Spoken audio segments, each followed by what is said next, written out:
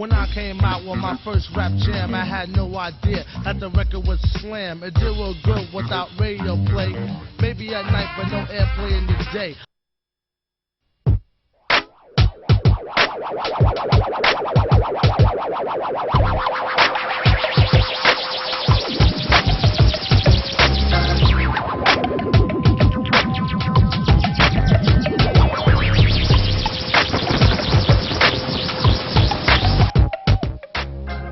Do you not realize that we are in the same battle?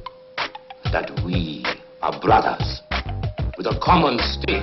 Look, don't start giving me that brother shit, man. Not today, all right?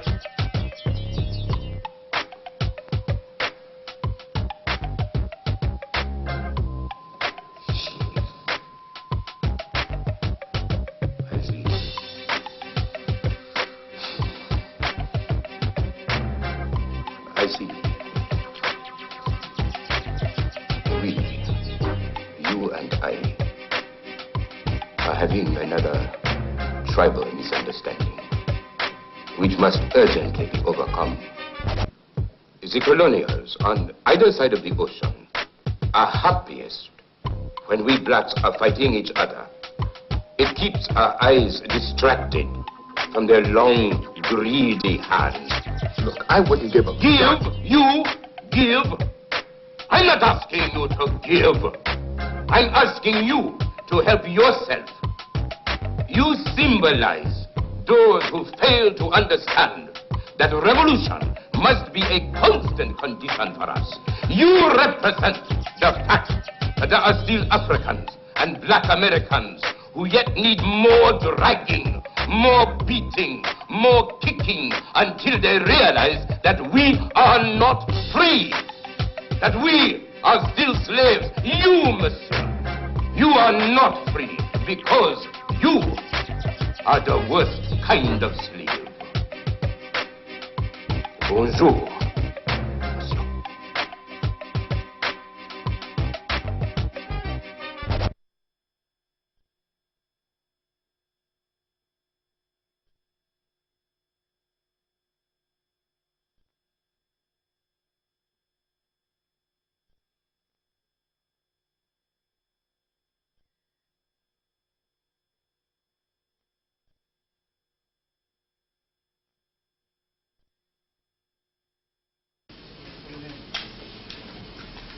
I'm talking about the world Christopher Columbus did not discover.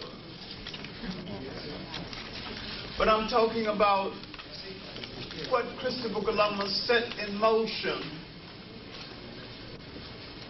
because he set in motion, in his period set in motion, an act of criminality that influences our very life today. It laid the basis for Western racism. It laid the basis for misconceptions about people. It laid the basis for extensive use of organized religion as a rationale for the enslavement of people. It's a reoccurring event in history, and it told us, as if nothing has told us before, that history is never old. Everything that ever happens continues to happen. What we are dealing with now is more than the second rise of Europe. We're dealing with the rise of a concept that has taken hold of the mind of most of the world, and people throughout the world are now fighting to get away from that concept, and a whole lot of people are prisoners to that concept. We're dealing with the reason certain things looked as though they were going to succeed and did not succeed. We're actually dealing with the reason why the African independence explosion did not culminate in independence, why the civil rights movement did not culminate in any civil rights, and why the Caribbean Federation did not culminate in any independence from Caribbean states.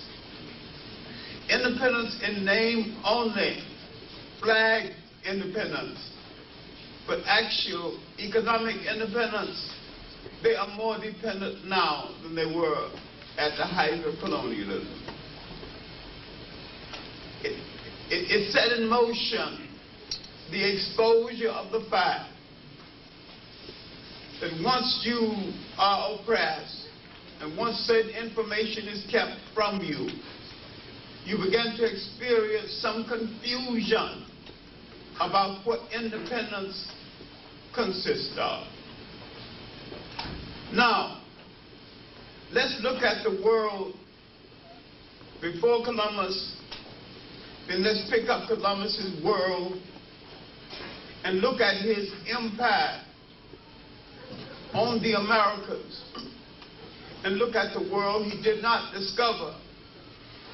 But what he actually did, and he should be credited for this, he set in motion the exploitation of two continents for European domination.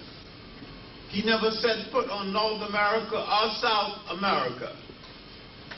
He set in motion an attitude that is still with us, a concept called divine white right, and something else called manifest destiny.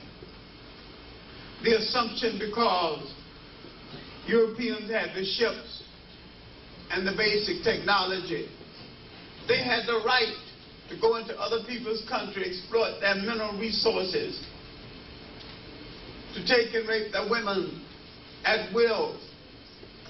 And they did all of this in the name of a God that they said was merciful and kind.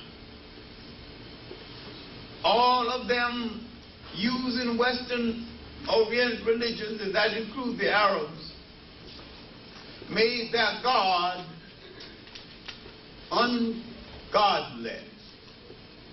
Now, the role of religions in the domination and the destruction of African civilization, all of them, and there's no exception, Islam being as ruthless as all the rest of them, the role of religions in this matter is so shameful.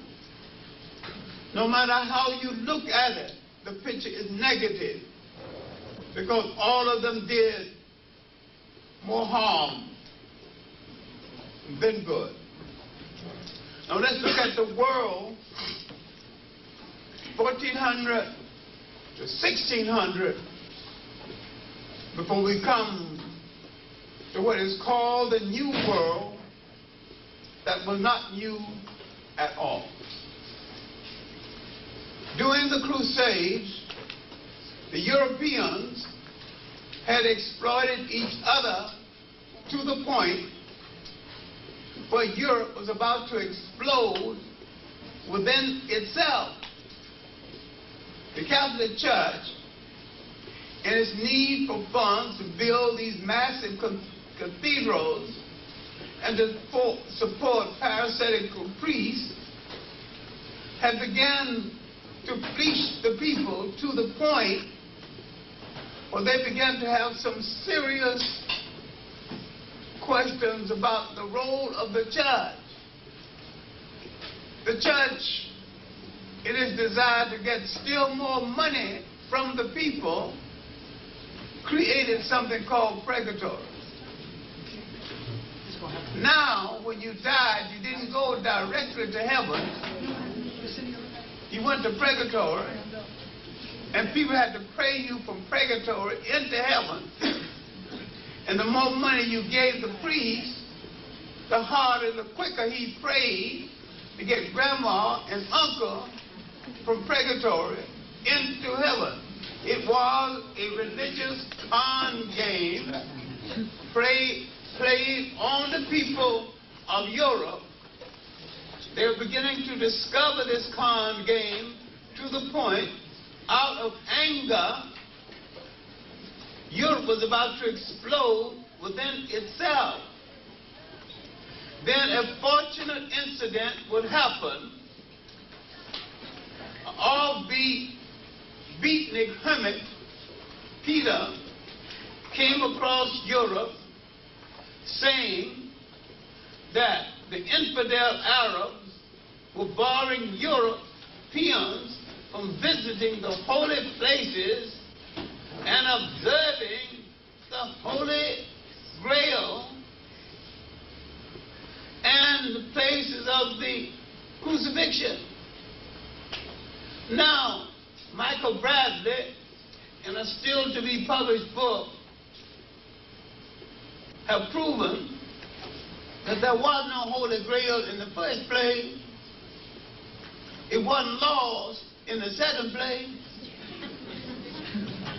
And it wasn't what they thought it was in the third place. Now, the Pope saw a reason he could use to cut down on all of this anger against the church. The propaganda swept through Europe that they had to move across Europe in a crusade to rescue this mythological Holy Grail that wasn't lost in the first place. Now they started to march, moving across Europe to the rescue. But in the movement across Europe, they forgot the pent-up anger against the church. And this gave the church a leash on life that would last until the rise of Martin Luther, who would challenge him again and lay the basis for Protestantism. Now, there were many crusades, many reasons for people going on crusades, none of which had anything to do with religion or God. Now, the way the story is presented to you in school, you think it has something to do with holiness. It has something to do with European power and Europe rising from the Middle Ages or the Dark Ages. Europe's search for something outside of Europe to eat. European emotionalism venting itself on people outside of Europe. Europe trying to find a scapegoat for its own anger. Europe trying to defect the fact of its own enslavement of other Europeans. Now, they would call it feudalism, but it was enslavement. European enslavement of other Europeans. Now, while the Crusades won the battles in the movie, Cecil B. DeMille gave them victory, in many cases, they got hell beaten out of them. Now, because these well-dressed lords took with them common ordinary people to do their work in their laundry, these common ordinary people saw these lords with their tails being beaten, on their knees begging for mercy, and he understood that this man who owned the land and controlled his life was less than God. In the meantime, back in Europe, the young lords had given up a privilege that the old lords were hanging on to, the privilege of first night. If you lived on his land and you married, he had the privilege of spending the first night with your wife. The young lords had conceded that the poor critter should at least have that privilege.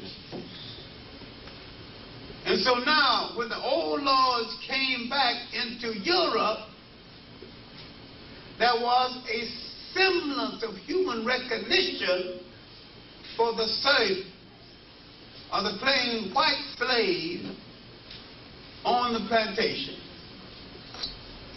This semblance of human recognition would lead to more demand, lead to a fight against child labor, lead to, while it didn't lead to the banishment of prostitution, it would lead to workhouses and places where they could be at least put people out of sight. Europe had lost 1/3 of its population through famine and plagues. Now, on the eve of 1400 AD, this is the sight you see in Europe, far less in creature comfort than anything in Africa and in Asia. Engaged in Europe in tribal warfare that they are engaged in right now. Only in Europe you don't call it tribal warfare. You will not deal with the fact that not only what is happening in Russia is in part, tribal warfare is part of race war. You forgot the millions of Asians who went into Russia, went into Europe and didn't go home.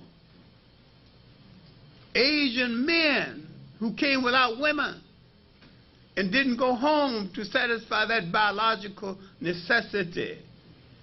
Indeed, if it is a necessity all the time, well, that's another lecture, but I think we've overdone that assumption. I think what is a biological pleasure is not always a biological necessity. Let's at least concede that much. Well, anyway, these Europeans intermingle with these Asians to create a European ethnic entity that's still in Europe. But Europe was still hungry.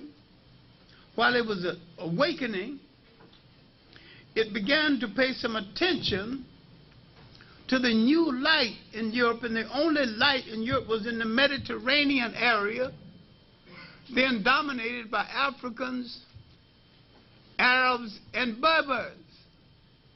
The Africans were totally in control of Spain, parts of France, and Portugal, where the African had left 1240 AD. But in 1415 AD, the Portuguese got up enough nerve to attack a small place on the coast of Africa, a place called Satra. Now, as battles go, it wasn't much of a battle, and as places go, it wasn't much of a place. I visited the place, and some say it's about the size of Central Park, and I walked all over it. It's not as big as Central Park. But the Battle of Satra was a turning point because after 7/11, when an African general, Jabir al-Tariq bin Azad, led an army into Spain, Spain had been under the domination of Africans, Berbers, and Arabs. And Europe had lived in fear of what they referred to as the infidel Arabs in the Mediterranean. Being blocked from the trade in the Mediterranean, Europe cringed, and it is this African Berber and this Arab that drove the European into the so-called Middle Ages by destroying the markets in the Mediterranean. With the Battle of Satra, the European had asserted himself and began to claim access to the Mediterranean. All right. 1455, arguments between the Africans and the Arabs over puritanical approaches to women had weakened the African-Arab hold on Spain in the Mediterranean. They also had puritanical religious arguments, because when the African joins a religion, he is a Puritan within that religion. Other people join a religion and use it for their best interests. But when the African joins it, he takes it in its purest form. I have said before, we will out-pope the Pope and we will out-Muhammad Muhammad.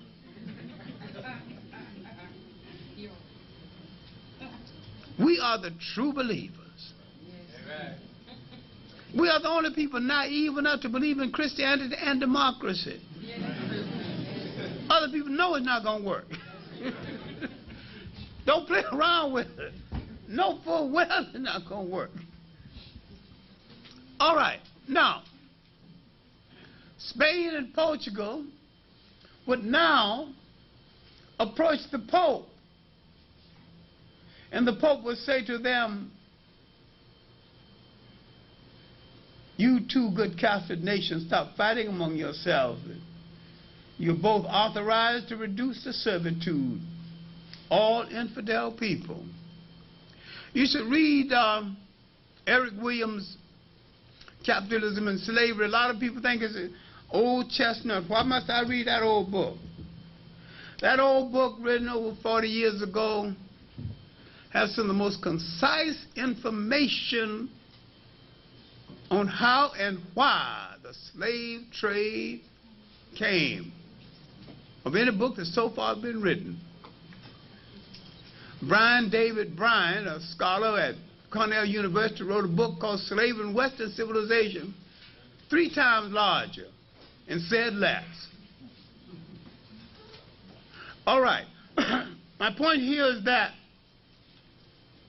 there is a forgotten character that had not been taken into consideration. I'm still on my way to Christopher Columbus. Prince Henrik, the navigator. Prince Henrik got a catch of maps, mostly made by Jewish gold dealers who have been dealing with gold in the Western Sudan and in the coast of West Africa. The Western Sudan are the nations in inner West Africa, as against the coastal nations of West Africa.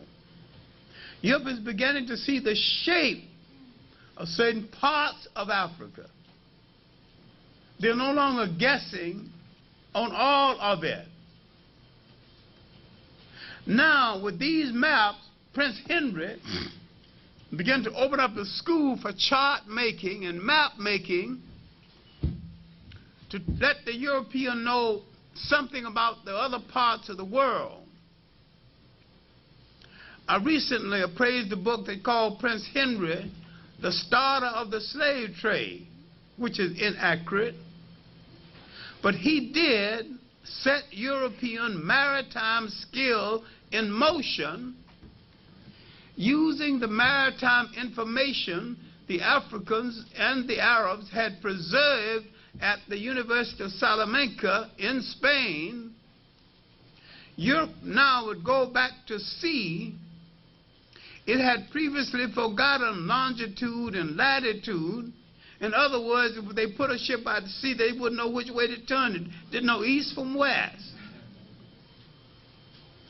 That challenge from Africa, from Mediterranean Africa, that challenge of the Moors, that challenge of the Arabs, had driven Europe into the Middle Ages and had dulled the senses of Europe to the fact that they lived now in fear.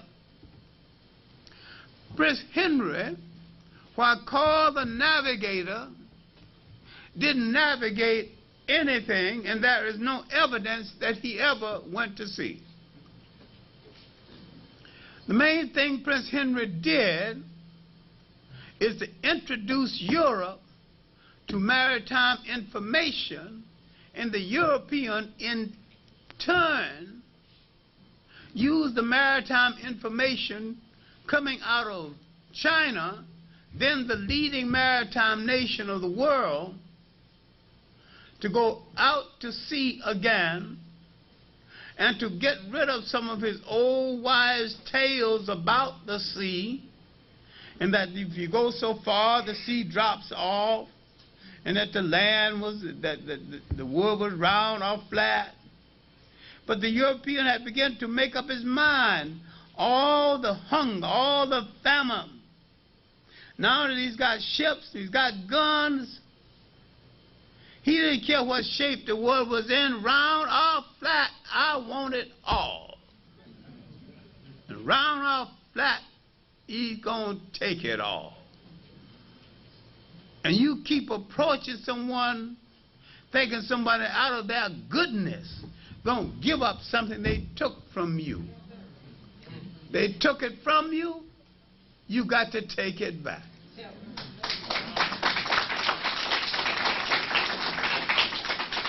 This is what makes me nervous about that South African thing. We keep saying about one man, one vote. You got one man, one vote in the United States, you ain't got no democracy. You got one man, one vote, you still got homeless people. You got one man, one vote, you still ain't got no job. So what one man, one vote gonna get you? You talk about multiracialism, call for total African power. If anybody can't live under African power, then show him where the airport is, show him where the shipyard is, or show him where the graveyard is.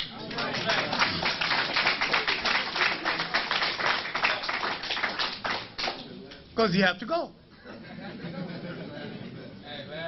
No argument. No argument. You got to go. I like Nelson Mandela, but he makes me nervous.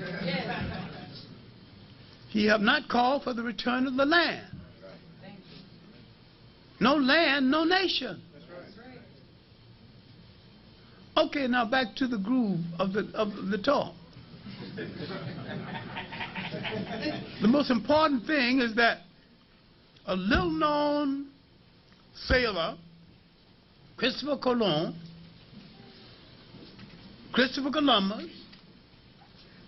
attended one of Prince Henry's school of chart making. And there where he learned the basis of maritime skill. Now, we have no evidence that he had or ever had any command. Now this gets us into a mystery about Columbus. Michael Bradley, in a new work called The Columbus Conspiracy, found so much dirt under the name Columbus, he maintains that there were two Columbuses. No one man could have been capable of that much dirt, including 7 illegitimate children. Because when he spaced where the children were born and the different women, he couldn't have moved that fast from one to the other. If he decided one over here, he couldn't have gotten over here fast enough to bring that one in the world. All right. Now, we have to deal with another date neglected in history. 1482. Ships land off the coast of what is now Ghana, later the Gold Coast,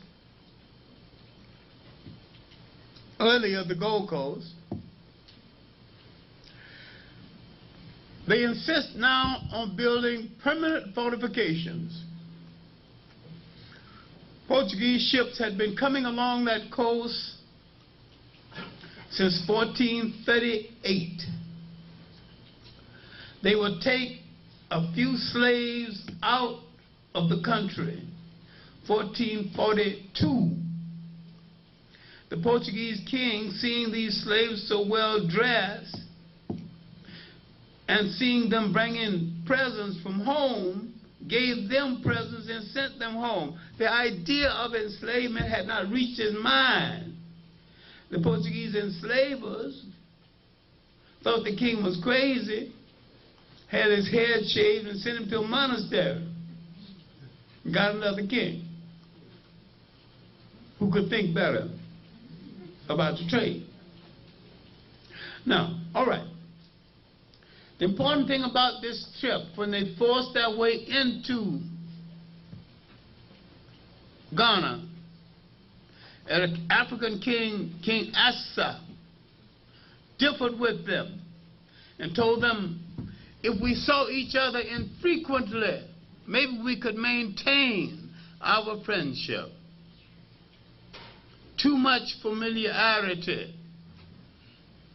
would erode our friendship. He was beginning to see what could happen. And then, in the beautiful last lines of his speech, he said, the sea is forever pushing against the land, and the land with equal obstinacy is forever pushing against the sea. He understood what could happen. But those Portuguese who couldn't sell him the Bible story forced that gun story on him, and they forced their way in and built Elmina Castle, the first of the great slave forts along the coast of Ghana. If 36 of the 42 slave fortresses are in Ghana, this tells you that Ghana was the headquarters of the slave trade. My point of mentioning this is that there's some evidence to indicate that Christopher Columbus was a part of this expedition. He says in his diary, as man and boy, I sailed up and down the Guinea coast for 23 years. What was he doing up and down the coast of West Africa for 23 years? He was in the early Portuguese slave trade. This is Christopher Columbus. Now let's go to 1492. Because in 1492,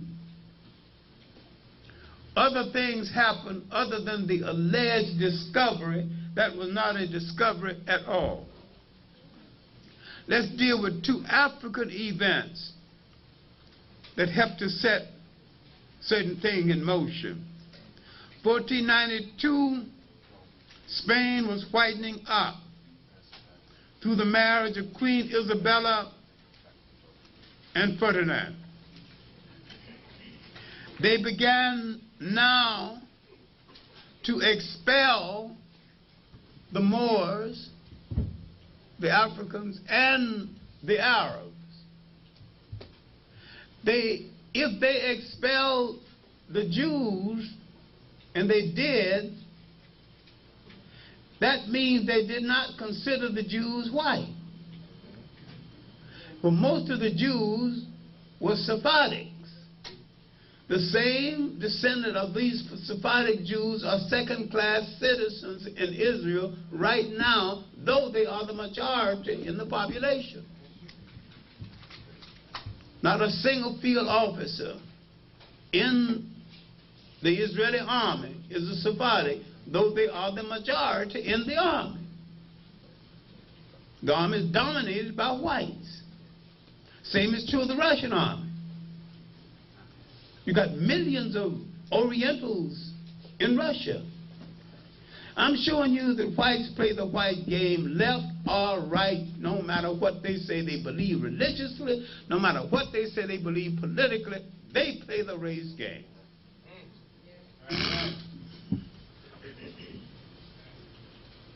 You have over 30 million Muslims in Russia. Russia is declared atheist nation. Now, Christopher Columbus, in this voyage, this early voyage, would have set in motion. Now, the expulsion of the Africans and the Arabs from Spain would set also in motion the Inquisition. And one of the great stick-up games in history, when certain Spaniards would tell certain people, especially the grandees, the money managers of Spain, mostly Sephardic Jews, give me the money, or go to the gallows. Many Jews converted to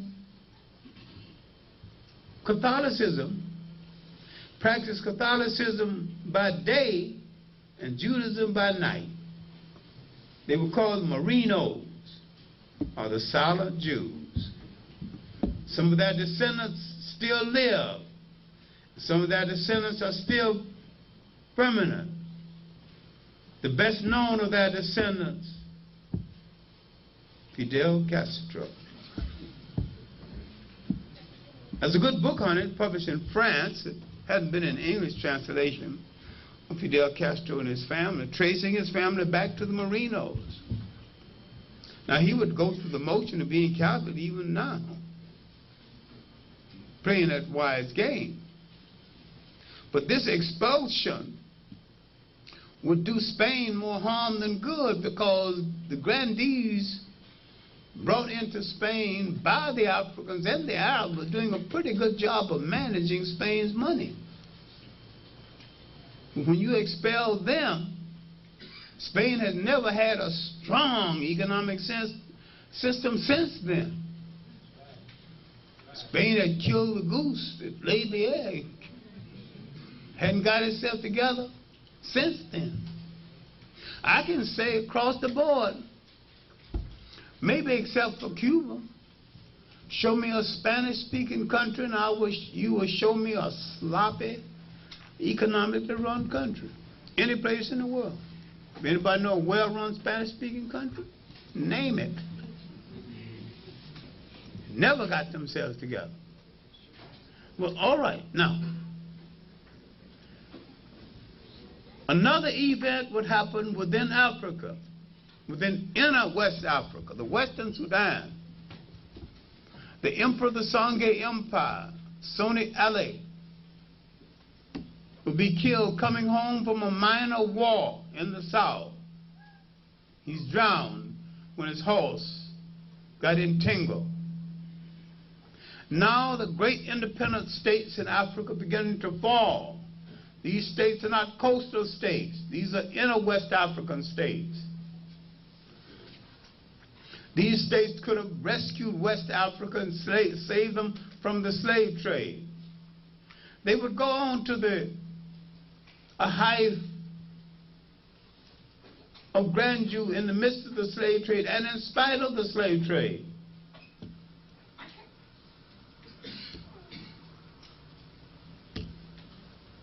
Now, 1492, Christopher Columbus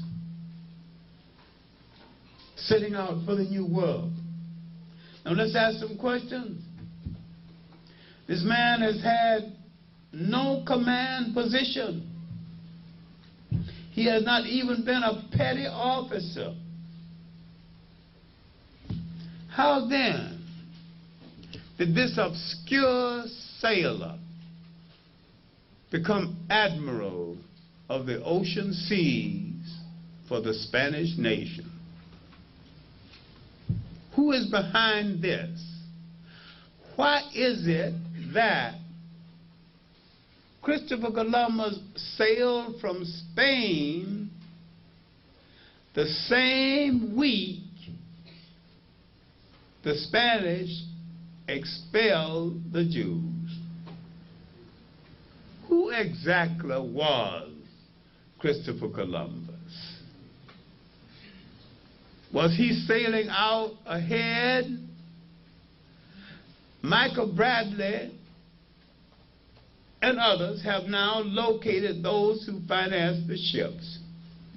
All Jewish bankers who were told, give me your money or give me your life. They were the chief translators on the boat. He was to go to Asia. Why didn't he go to Asia? Sailing up and down the Guinea coast, West Africa, he had discovered from African sailors who had already gone to the New World, there was a possibility of gold in another direction. He turned his ships in another direction. He also discovered that there was a current in the sea. You'd pick it up at a certain time of year. It would push you almost straight into the West Indies. And he picked that current. That current took him there. This is why his ships were lost coming back, because he came back too soon. The current reverses itself once every 6 months. This is why he ended up in Portugal on his way back. But once he got there, and you should read Eric Williams' Documents on West Indian History. This is the most underrated Caribbean scholar. Most people underrate him because they didn't like the way he ran Trinidad. I don't know how he ran Trinidad. I know he's a damn good researcher, one of the finest of the Caribbean researchers. And I knew him at Howard when he was a professor of political science. And he's a brilliant human being. Big ego too, but damn brilliant. Damn brilliant scholar, all the way, ego notwithstanding. Eric Williams was a brilliant researcher. Thorough. Documents on West Indian History was only one of the 4 volumes he had compiled. He goes through Christopher Columbus's diary. It's the best analysis of Christopher Columbus' diary that I've ever seen. And when Christopher Columbus saw these indigenous Americans, mistakenly called Indians, approaching his ship, he says in this monologue, I wonder why they're bringing such small amounts of gold.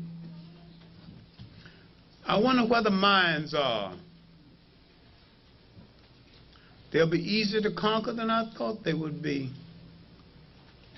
He would write a letter to Queen Isabella, sending from this area, I can send you as many slaves as you can accommodate. He never thought of partnership. In his mind, it was enslavement from the very beginning. His intentions were not good. He would kill off his own labor supply.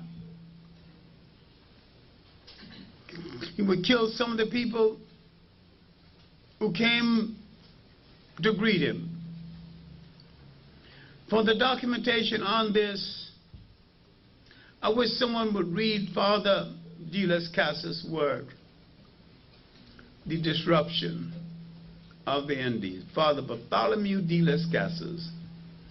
It's a small book, and you could read it in one evening or less. Father de las Casas is called the first historian of the New World. He wrote it all down. Christopher Columbus would go to him after the 3rd voyage and after the rapid disappearance of the Indians. He would go and ask for increase in the African slave trade, to save, allegedly, to save the soul of the Indians. When the Pope would send commissions to various islands, sometimes not one Indian would be alive. But the African endured. if the African endured and the Indian perished, it had nothing to do with the fact that the Indian were braver than the African and the African braver than the Indian. It had to do with the structure of the society. The Indians had a monolithic society. The African came out of a pluralistic society. Many societies functioning side by side. The Indian came out of a monolithic society, tight weave, while they existed side by side with the other societies.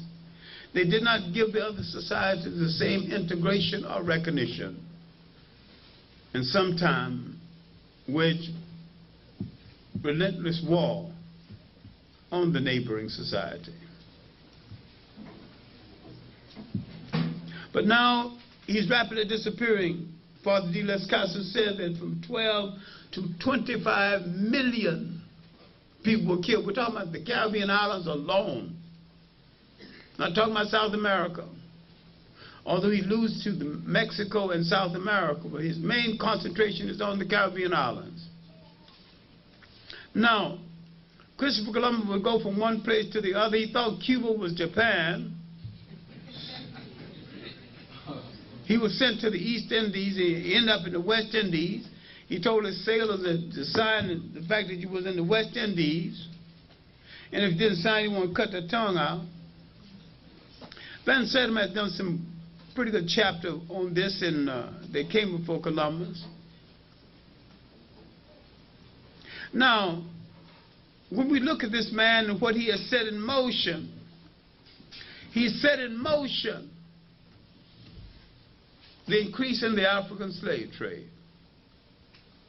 The British had not entered the slave trade at first because the British had some difficulty with the Catholic Church. But once the British decided to establish a church of their own, and if you're British extraction and belong to the Church of England, you have to live with the fact that here's a church whose foundation was the hot sexual passions of Henry VIII.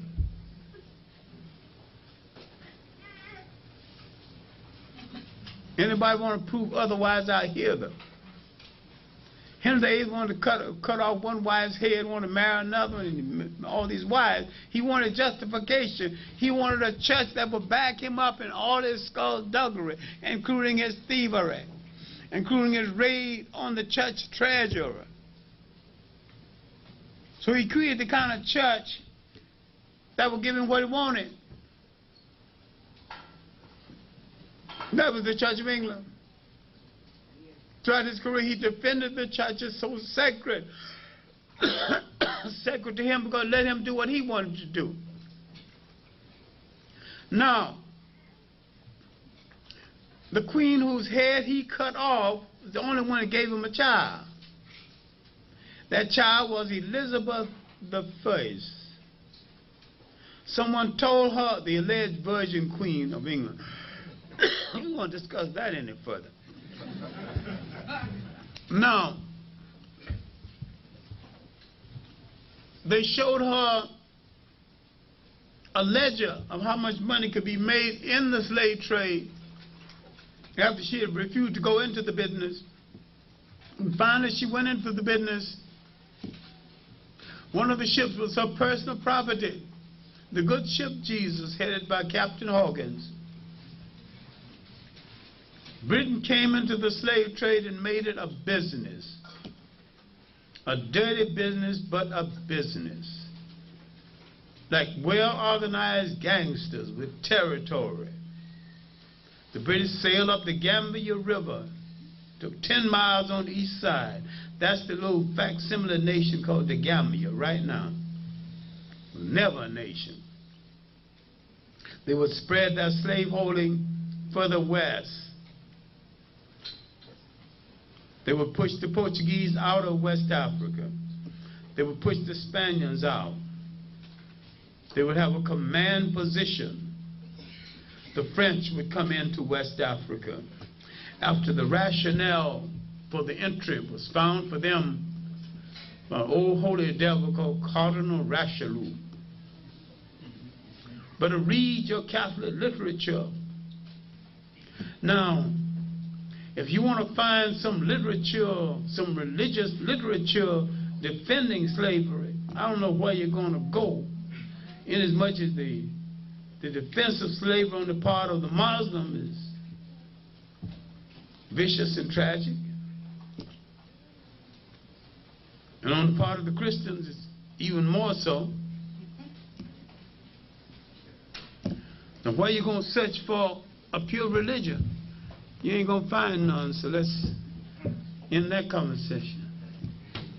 Organized religion has always endorsed the enslavement of people.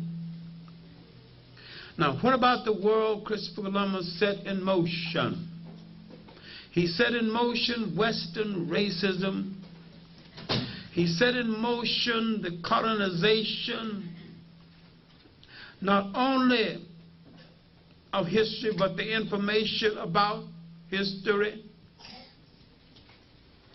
All of the fight over curricula was set in motion because Christopher Columbus and people set in motion a concept of divine white right, a manifest destiny. The assumption that the people of Europe had rights over other people. It set in motion another bogus concept of a chosen people by God. If God chooses one people over another people, then God is a bigot. You cannot say this and say God is also love, God is kind, God is no respect of kith and kin, and say God chose me to do something. Then while people are choosing, inasmuch as all chosen people chose themselves, why in the hell don't you choose yourself to be free?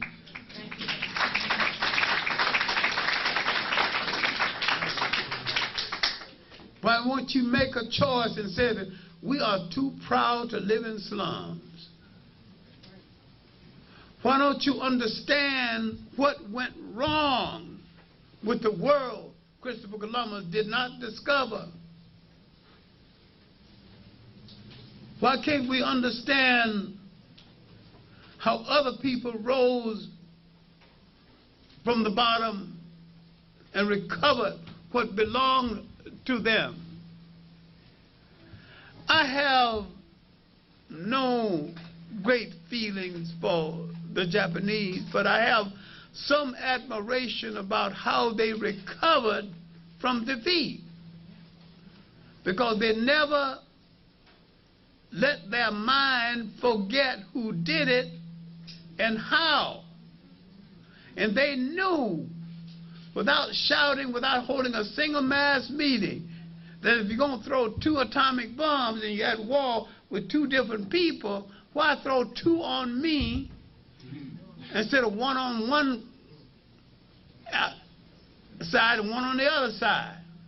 They threw 2 on you because you were not white.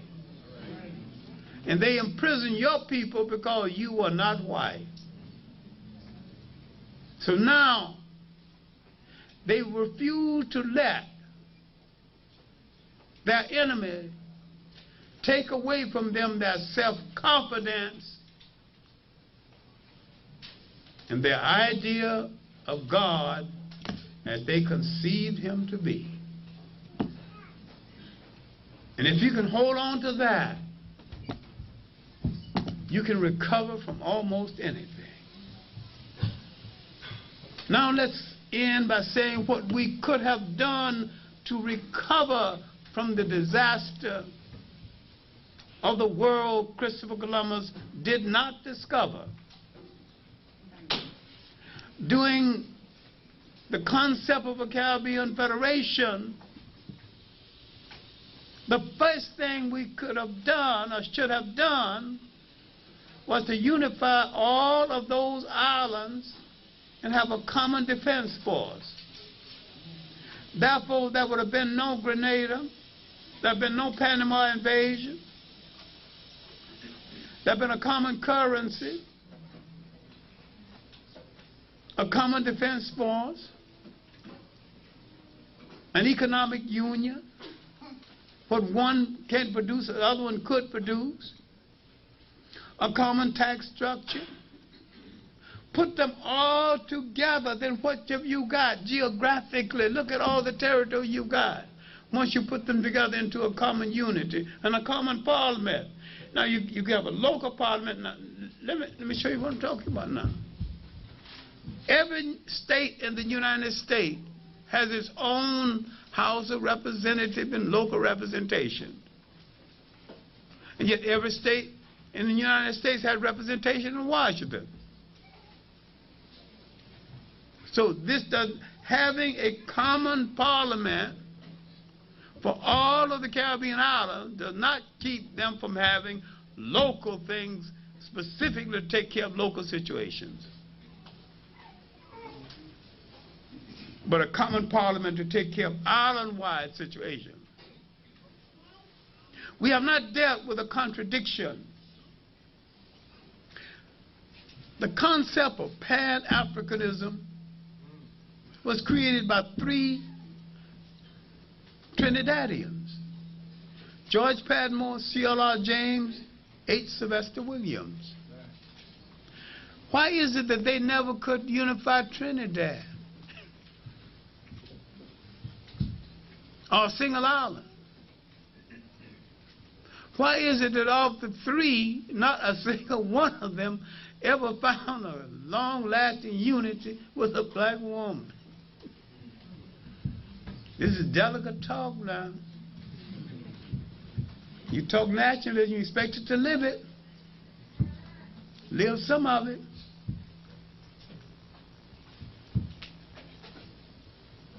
Why is it that no one sat down and figured out a judicial system solely for those islands, as against an imitation of a judicial system of England? You had the right to do it. You had the responsibility to do it. There's no law against you doing it. Why didn't you do it? It's a form of intellectual retardation that hits every people on earth who are oppressed. Now, when we come to the United States, where we had the greatest technical opportunity, why didn't we, 25 years before independence, call attention to the fact that if you're going to have an independent state, you need people who manage mines, airports, hospitals? Why shouldn't we have quietly put people in schools to learn all of those skills? And the minute Africa is free, we form a partnership with the Africans so the Africans wouldn't have to be dependent on the Europeans. Why shouldn't we think of something as elementary as that? Is any non-Japanese building Japan? Because the Japanese sent his children to the schools of the world to learn all those skills and bring them home. Anybody build his airplane? Anybody building his ships? He's doing it himself. When you have to call your former master back to do basic things for you, you are not free. You have re-enslaved yourself or recolonized yourself. We spend too much time celebrating, too much time with our fists in the air, too much time talking about black power without having any of it. Alton Madigan said the civil rights movement was a consumer rights movement. That indeed it was. We fight to consume somebody else's hamburger, make hotels rich we have enough conferences. All the conferences black organizations have each year, we could build at least 10 major hotels at once. And not only, we can employ each other. With all the empty land not doing anything, we could have a series of farms scattered all every state, raising our own food. Be much better if we stop eating out the can all the time. We know what come out of the ground. Got a brother putting it in the ground, brother taking it out, brother putting it on the truck. Look how many people you are employing. And what do we lose? Everywhere. The concept of nation responsibility. This is what has been taken away from us these 500 years. This is the supreme tragedy on our mind in the world Christopher Columbus did not discover. Programming our mind to convince us that we could not even make a safety pin. If you can't make a safety pin, you can't make a locomotive. We have to tabulate how many years we're going to be dependent on other people for basic survival. That bargaining chip sooner or later will be, I will close off your community and let nothing comes in. Then what are you going to do? You not hadn't learned to make a gun, you hadn't even learned how to fix one. All these veterans coming out of the Army with all this skill, have you learned how to marshal that skill? Have you learned how to tap that skill? They could have gone to Africa and built some of the finest modern armies in the world. I have often said that the black man, properly equipped, properly inspired, properly led, is the greatest human fighting machine the world has ever known. But our skill always going fighting for other people. Now let's go to Africa itself. The Africans educated in Africa with African money, scattered all over the world. They want to be everything but Africans. They've turned Africa over to a bunch of thugs. Coup after coup after coup. Who's going to give Africa the stability that it needs? I maintain, and this might be away from the subject now, I maintain that there is no solution for African people except some form of pan-African nationalism.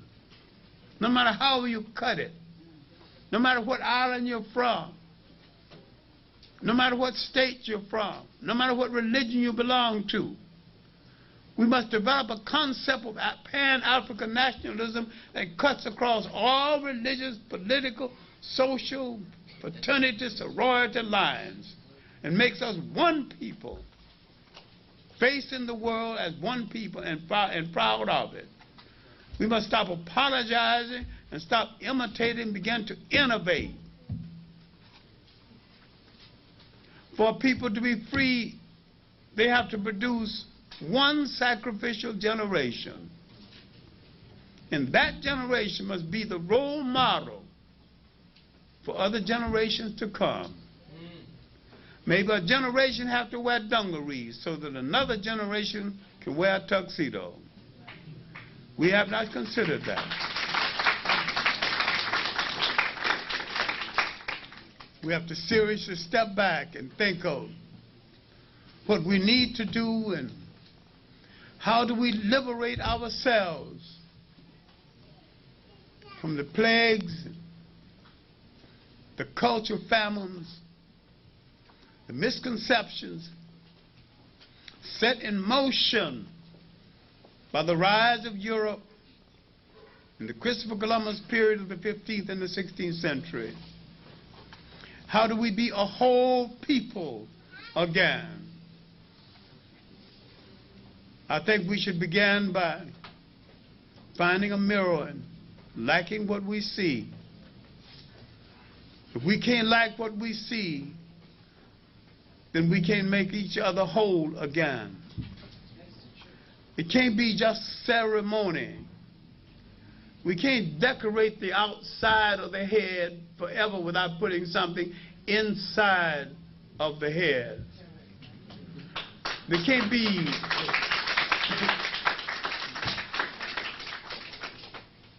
we can't have war between men and women because no people can be free if one half of the mind of the people is tied up in conflict. It's going to have to be both of us or none of us. We're going to have to find some unity that stretches across island lines, culture lines, accent lines, and national lines.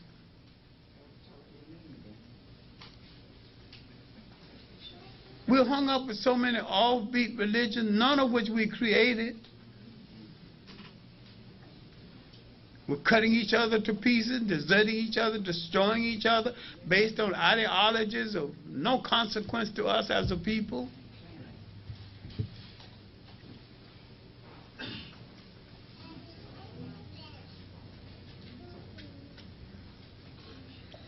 I remember, and I'm going to end with this, as a little boy on the farm,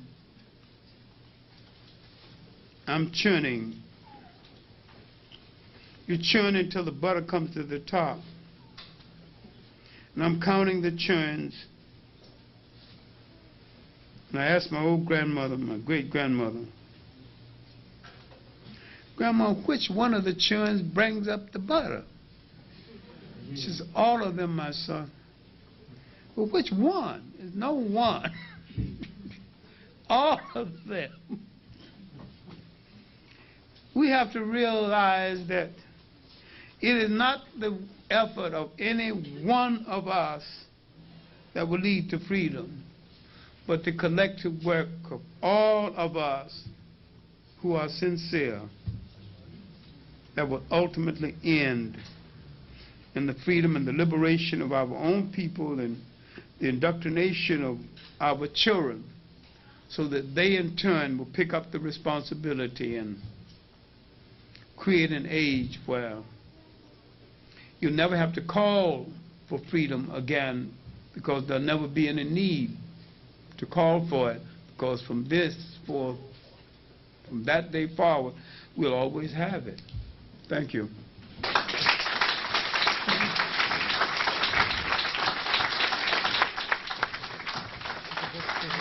Document number 2. What is its subtitle so that I may look it up? Because I was calling the UN, they said that it wasn't under that particular title. Does it have another subheading so that I may find it? The subheading is Slave Trading in the Indian Ocean. Thank you.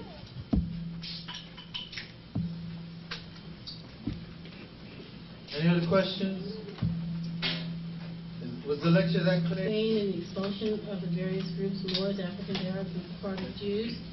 And at a later point, you mentioned that in current history, we would be hard-pressed to find a Latin American or Spanish-speaking country that was economically sound. Yes, yes. Okay, I would just like to take that to what you touched on regarding South Africa. And I thought I understood you to say the expulsion of those who were not for perhaps taking back the land or for a specific doctrine. Yes, yes, that's what I mean. I'd like to know what your comments would be on the possibilities of economic devastation in South Africa. Is that a possibility, or what could be done to avoid that if, in fact, the expulsion of various groups? No, that's a myth that a whole lot of people are holding out to keep whites there. If whites go to be economic devastation, well, damn it, face some economic devastation, but face freedom along with it.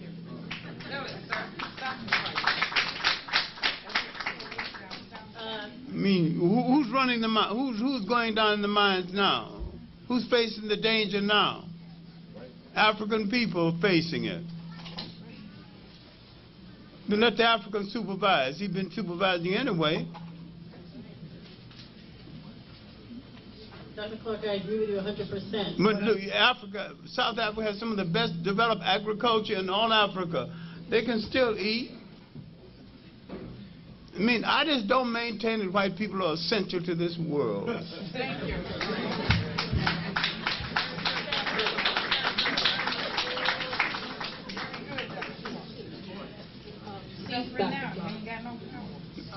Let her finish her question if she's not satisfied.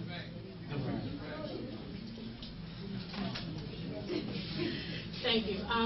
Actually, I was referring to African people being expelled from the country. No, Not necessarily to the white Afrikaners who are there. Well, I'm not talking about African people being expelled from the country. It's their country. Okay. That's what I'm not even thinking about Africans being expelled from the country. I'm talking about let the invader be expelled. I thought perhaps you were referring to certain subgroups. Thank you. No, no. Eventually the African will have to deal with the Arab too. But to deal with him militarily. He's a slave trader and a dog and a womanizer, a spoiler. No, I'm not talking about the African. It's his home. I think the African can settle his difference if white people stayed out of it. I think the Zulus and others can settle their differences. They've lived in peace before, and they can again. Thank you, Dr. Clarke. All right. Peace, Dr. Clarke. I don't know if this question was asked yet, but I'm interested in knowing how you feel about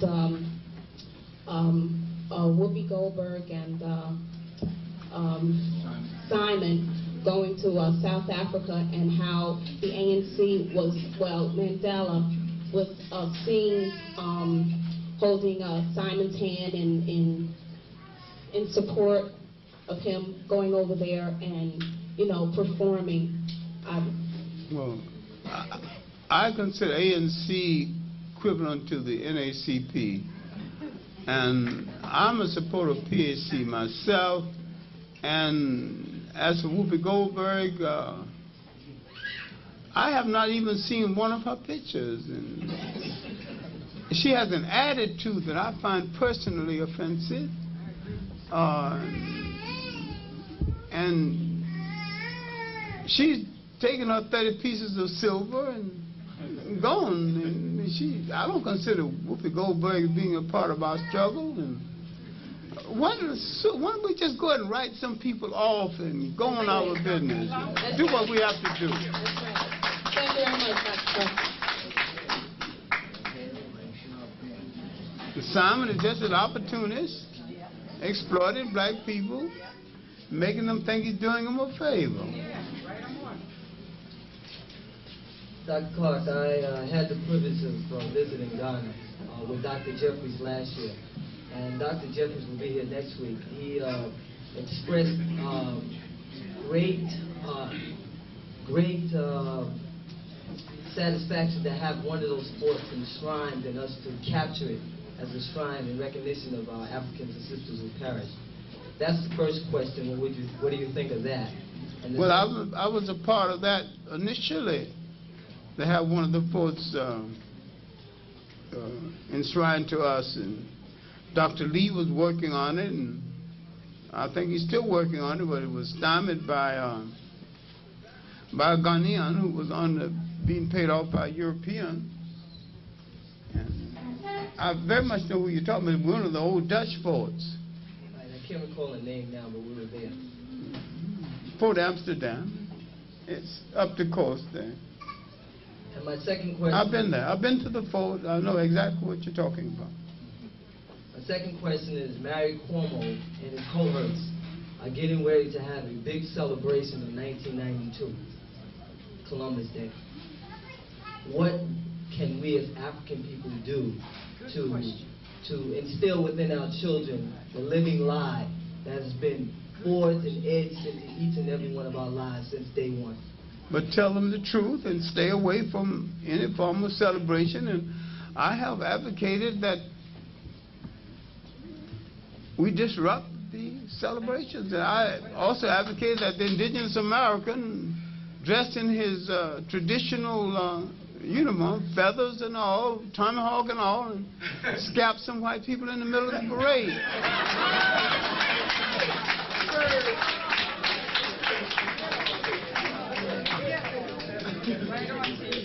And all of us wear mourning cloth during the day, go in all flags in our neighborhood, be at half-mast.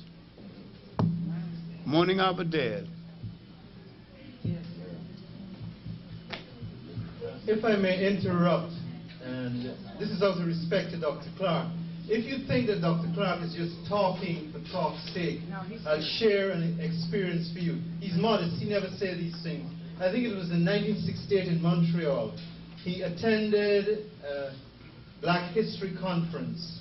And when he found that most of the so-called teachers who were teaching Black history in Montreal, he single-handedly turned that conference upside down alone. That same man. So he's not just talking, he does it too.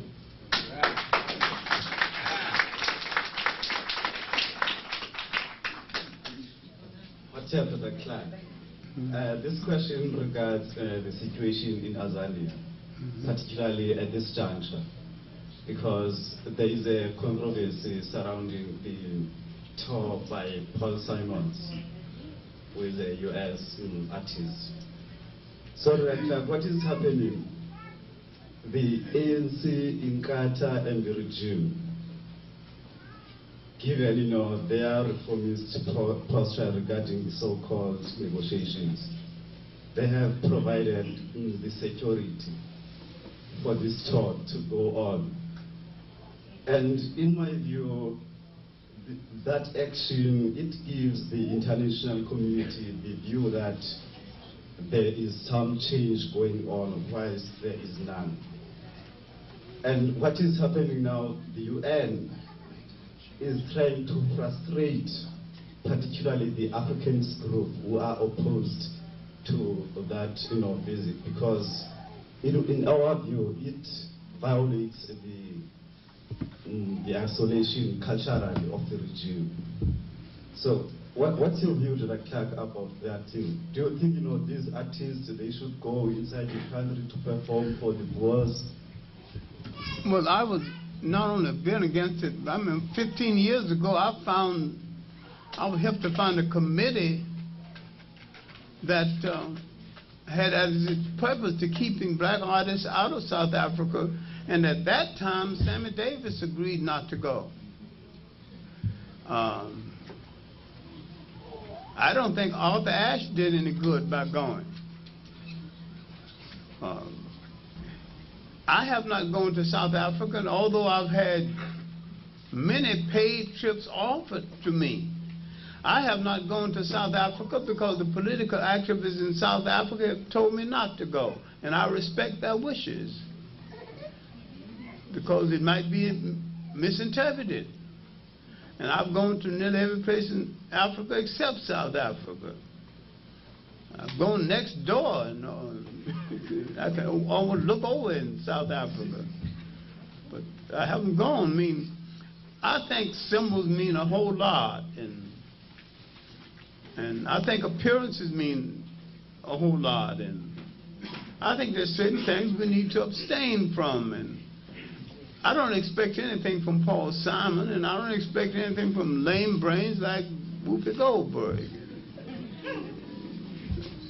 Then there are certain black entertainers who are stone opportunists and who will go for the fee. Yeah. So these people are not a part of our freedom struggle. They're sellouts. They're looking after themselves. They sell their mother's bathwater if the price is right.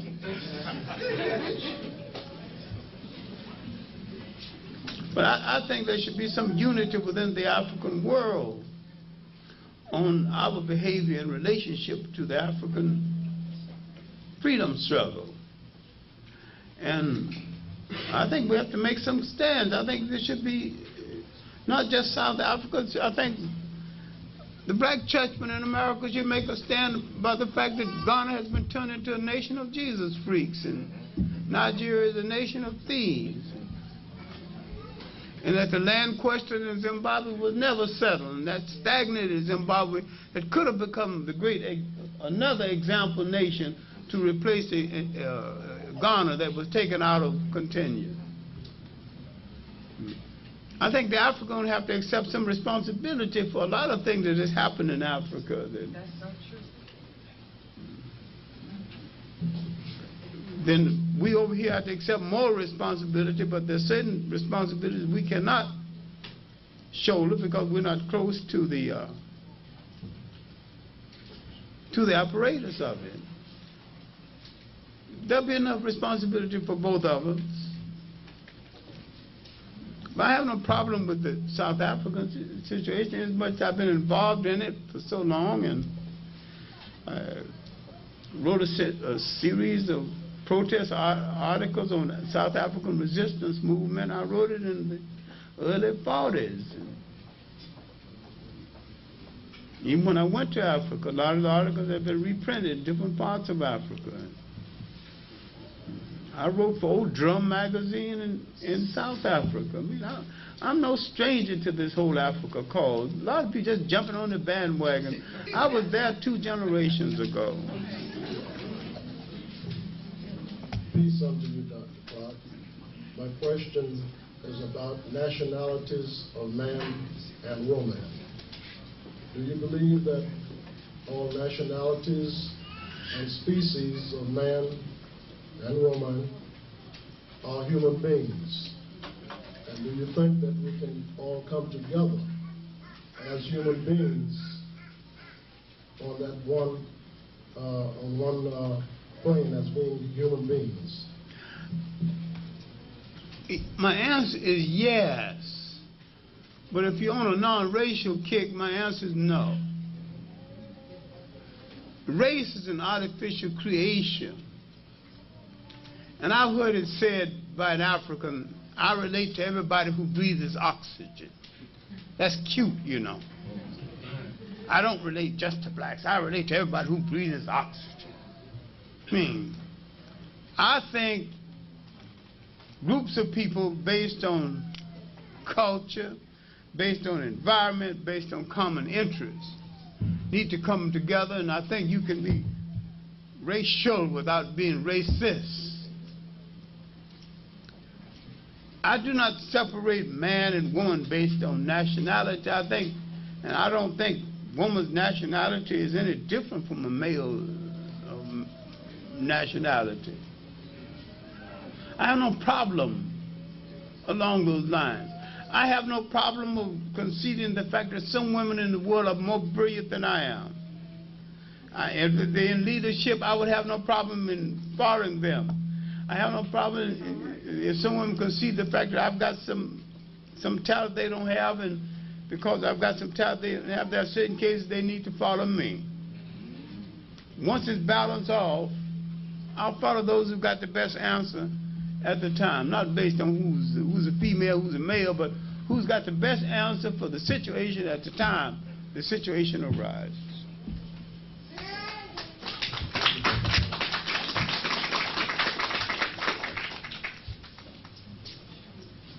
Dr. Clarke. Yeah. The situation in Africa has become very pathetic. It's a fact that Nigeria, for example, is a land of taking leadership. It's a fact that many other African nations is a land of contradictions.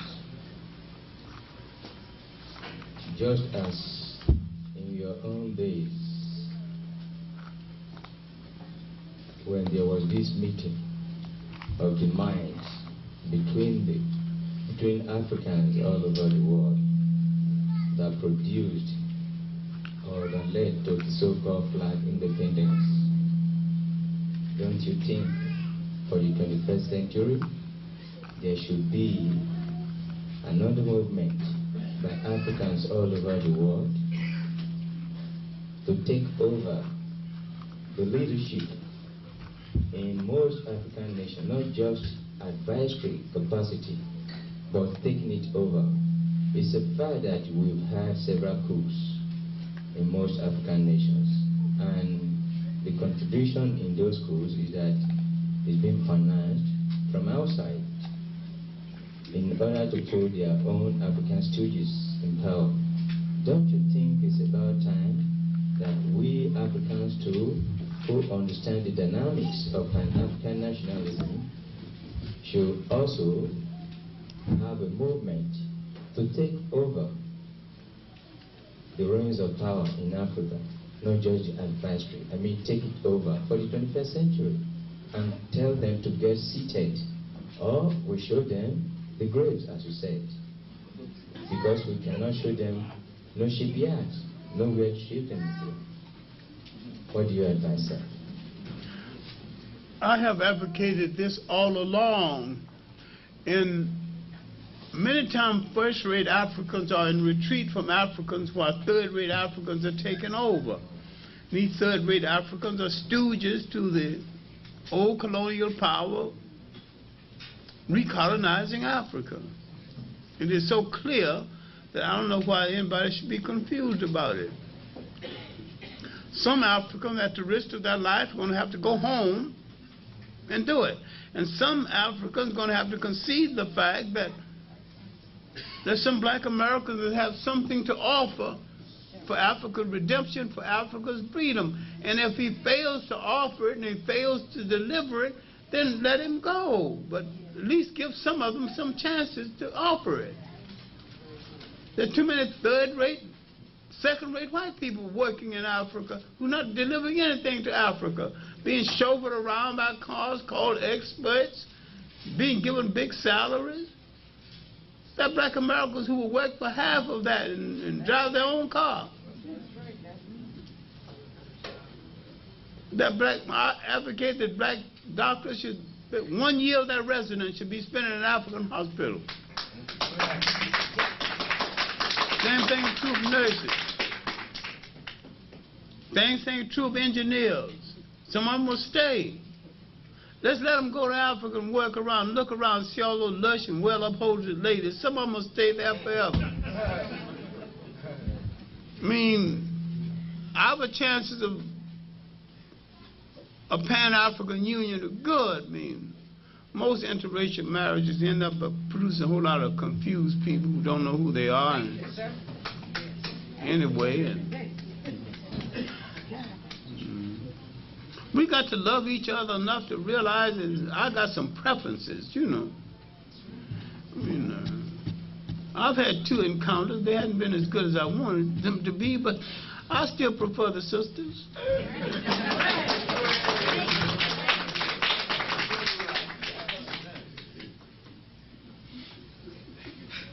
Better prefer them while I'm looking anyway. Dr. Clarke? Yeah. How reasonable do you think the discussion about some coming world conflict taking place in Korea? And if you think it's reasonable, what are the implications of the remilitarization of this country and our involvement? What do you think that involvement would be, and how do you think that would affect people of color here and in Africa? This is already being done. It's already being done because, in the first place, we need jobs more than other people. We're going into the military many times because it's better than any other job we can find. The white boys got more choices. In remilitarization of the United States, it's obvious that we are going to be the ones.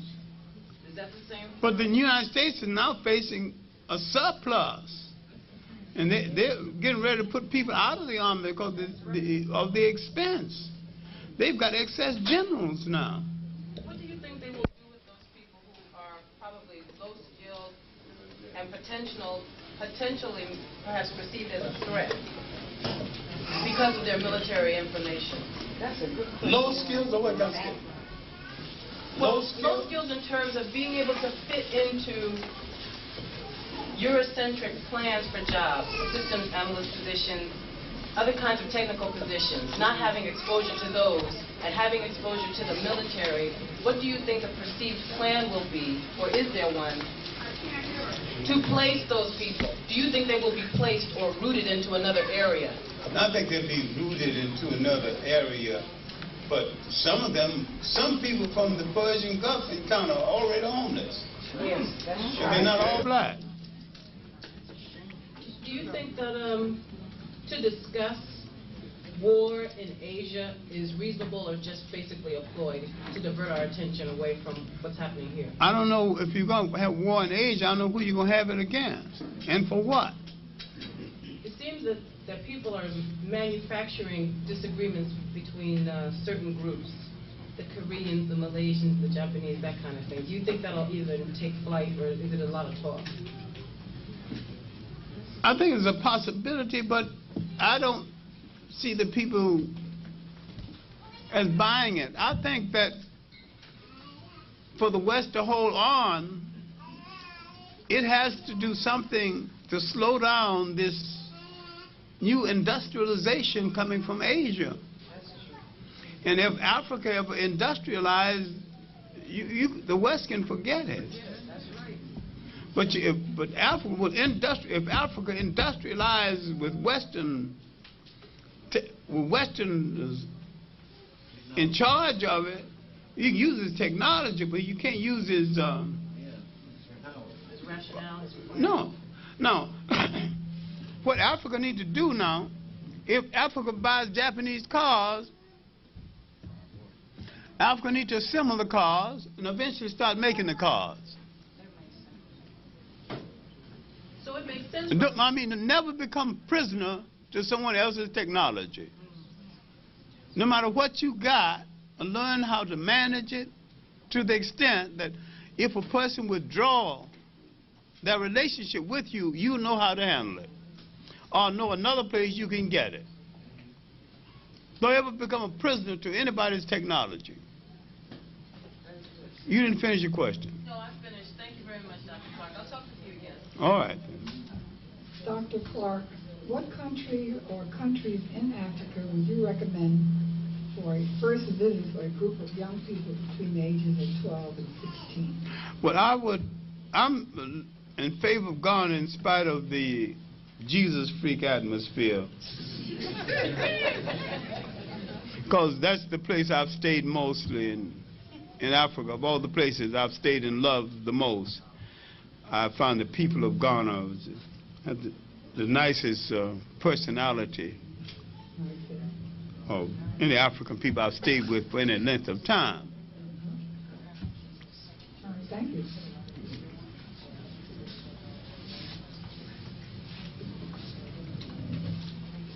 Good evening, Dr. Clarke. We love you and appreciate you. Thank you. My question is, as I hear these lectures and read and notice things in my day-to-day, I am seeing more and more that the European Jews were on the scene at too many places where African people were in destructive positions.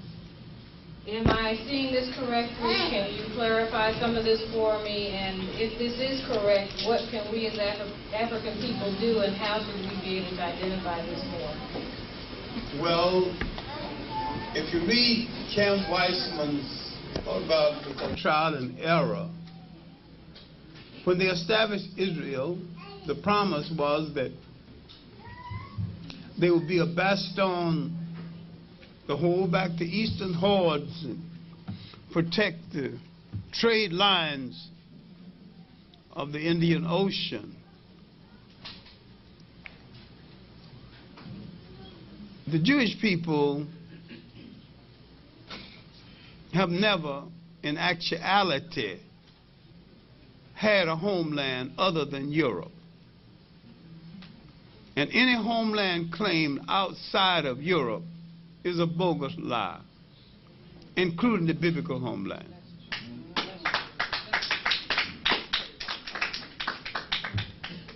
The European Jew is a convert. Because he's a kind of wandering gypsy, he have to move from country to country selling his talent. A set of circumstances in history has unfortunately reduced the Jew to an international prostitute. So you don't know who he's going to be loyal to next, because don't know who is his next buyer. But they control, in the main, education. They control the science of the minds. Look at that control over psychology and psychiatry. That control over education. That extensive control over large areas of communication. That control over images through Hollywood. When you control what people say, think, what people see, you control a great deal of what they think. So long as a white God hangs in your church as the father, as your spiritual father, your physical father in your home has less authority. Because both of those, there's a conflict between those two fathers. And that's something we have to deal with. But he plays the role his master assigned to him. And he ingratiates himself with the Gentile by controlling us, and he throw out a few pennies here and there to get a reputation as a philanthropist.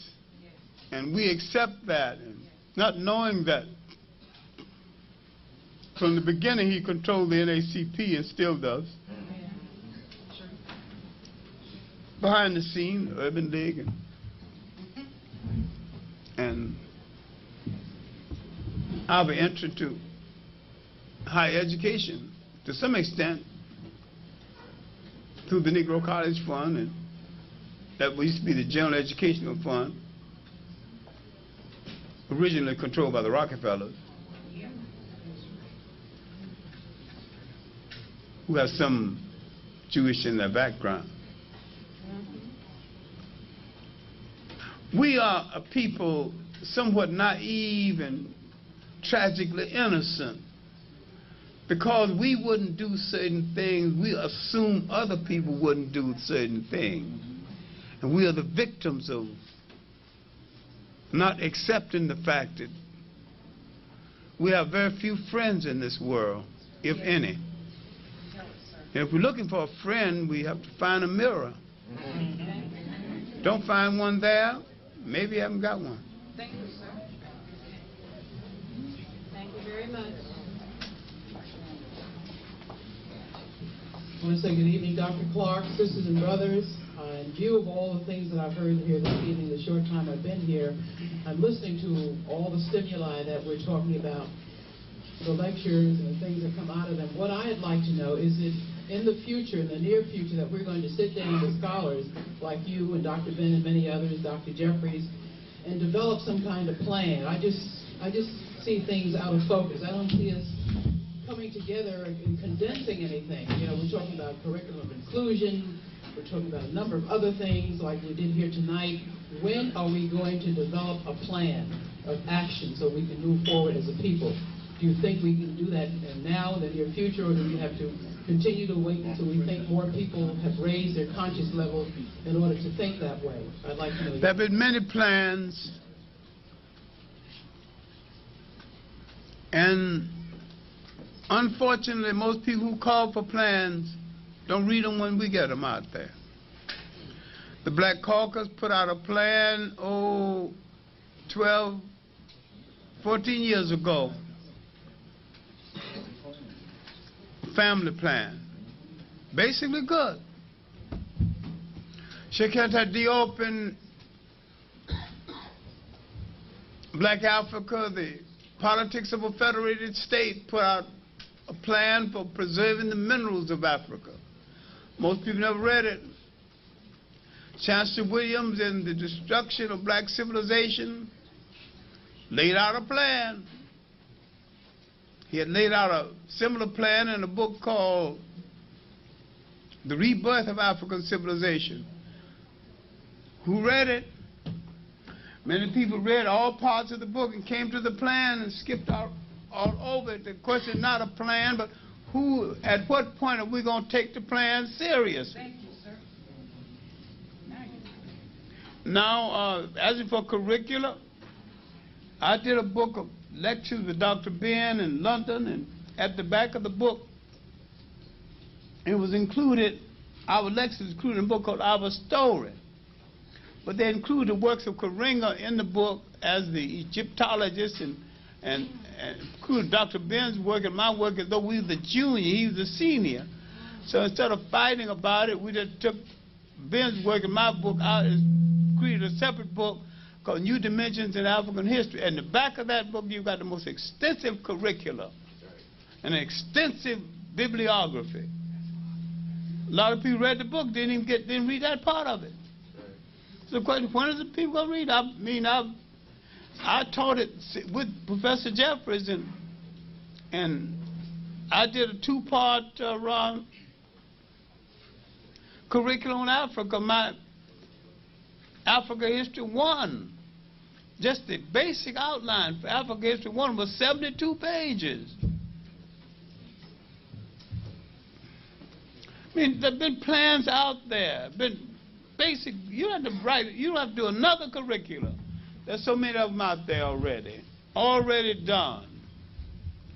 Well, what do you suggest that we do at this point? I mean, how do we arrive at what we're trying to achieve as a people? How do we get the plan to the local level, like to our churches and our community?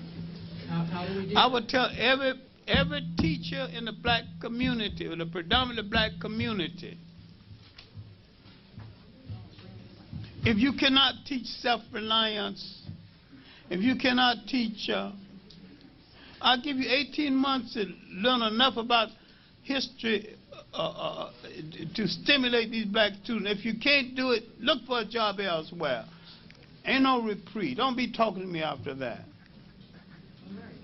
I mean, they get hard on it. I mean, I'm tired of excuses. A lot of black teachers, that's the biggest cop-out than some of the white teachers. They will not do it. They'll tell you that the union not going to make them do it, so they ain't going to do it. Union or no union. I'll bring enough pressure through the parents and through the community to get you out of there, no matter what the union says. We got to get hard. Sometimes things have to be different.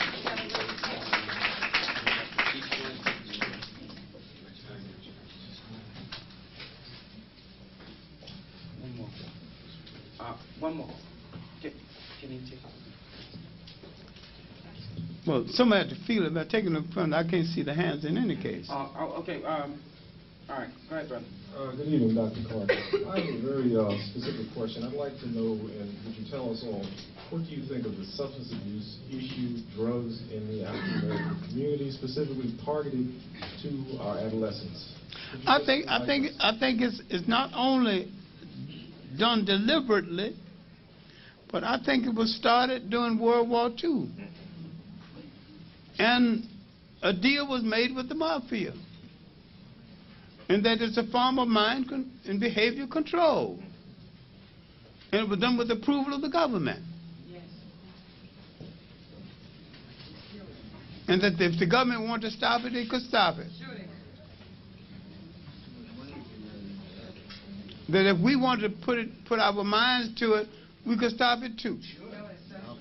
Just stop doing it. That's all. I mean, block by block, I think we could break every crack house in the black community. Thank you very much, sisters and brothers. Remember, the tapes will be available at the back before you leave. We appreciate your presence and your continued support. Thank you. See you next week. Hi. I would like for you to autograph 3 books for me, sir. All right. Come on. My name is Tab.